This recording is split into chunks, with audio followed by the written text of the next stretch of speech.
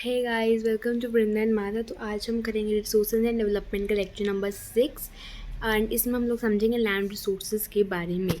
तो ये टॉपिक बहुत इजी है, मुश्किल नहीं है, ठीक है। तो और छोटा सा ही टॉपिक है, देखो खाली 3 स्लाइड्स है गिनती की वैसे भी। अच्छा, लैंड रिसोर्सेज, हम लोग लैंड पे, अच्छा हम लोग, आपको ये पता है कि लैंड भी एक रिसोर्स होता है और लैंड जो है सबसे ज़्यादा अंडररेटेड रिसोर्स। अंडररेटेड ओवररेटेड का मतलब तो पता ही होगा, इंटरनेट की दुनिया में रहते हो यार, ठीक है। तो लैंड सबसे ज़्यादा अंडररेटेड रिसोर्स है।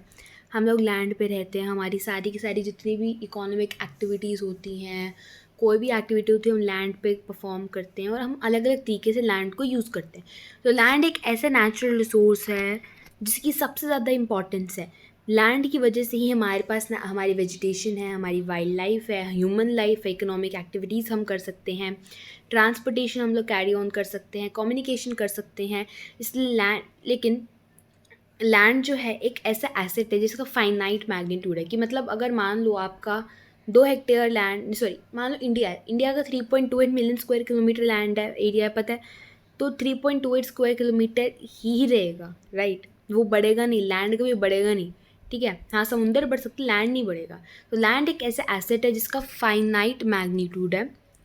इसलिए बहुत इंपॉर्टेंट है कि जो लैंड हमारे पास अवेलेबल है उसको हम अलग अलग पर्पसेस के लिए यूज़ करें, केयरफुल प्लानिंग के साथ। तो प्लानिंग करना बहुत ज़्यादा इंपॉर्टेंट है। तो यहाँ पे एक आपकी एनसीईआरटी में ग्राफ पाई चार्ट दे रखा है, ये लेटेस्ट एडिशन का 2023 का, कि प्लेन एरिया कितना है हमारे इंडिया में, अलग अलग रिलीफ फीचर्स में बता रहे हैं। माउंटेन एरिया कितना है और प्लेटू एरिया कितना है। तो प्लेन एरिया हमारे इंडिया में 43% है, माउंटेन्स 30% है और प्लेट्यूज 27% है। इंडिया में अलग अलग टाइप के रिलीफ फीचर्स हैं, हम लोग पढ़ चुके हैं 9th क्लास में, चैप्टर नंबर 2 में, फिजिकल फीचर्स ऑफ इंडिया में। माउंटेन्स भी हैं, प्लेट्यूज भी है, प्लेन्स भी है, आइलैंड्स भी है। 43% जो हमारा लैंड एरिया है वो प्लेन है।